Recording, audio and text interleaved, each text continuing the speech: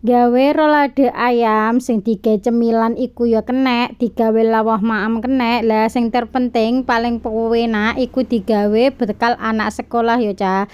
Lah untuk carane gawe iki tak siapno dhisik bahane 500 gram daging ayam sing wis mari difilet. Lah untuk bumbune iki ya ana bawang karonan brembang sing wis mari digoreng, diimboi uyah karonan lada bubuk, diimboi meneh dengan saus tiram dan juga diimboi dengan penyedap. Lah nek wis terus diimboi dengan 5 sendok makan tepung tapioka. Lah nek wis kabeh bahane terus dicoper, diblender nganti lembut kaya ngene. Lah nek wis lembut iku terus diimboi dengan parutan wortel dan irisan daun bawang pre ya, Cah.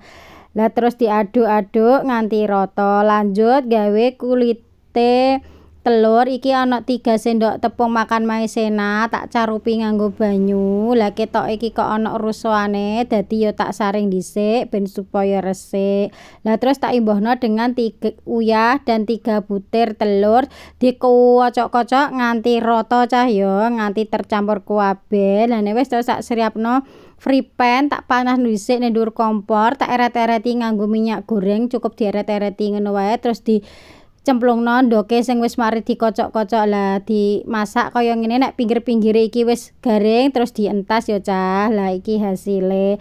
Lah lanjut iki mang sing daginge sing wis mari di blender ki mang dieret-eretno ning gone dhuwur endhog sing wis mari di dadar iki mang terus digulung-gulung kaya ngene, Cah. Lah kok ngono terus dipuntel gawe godhong gedang. Lah wis cukup apik. Lah nek wis kabeh terus didang.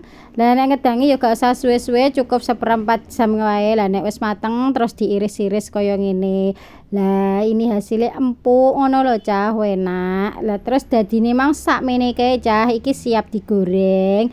Lah ini hasil setelah digoreng kuituk ngono lho, Cah, rasane rolade ayam sing digawe bontot, digawe cemilan anak-anak mesti dijamin seneng soale rasane wituk.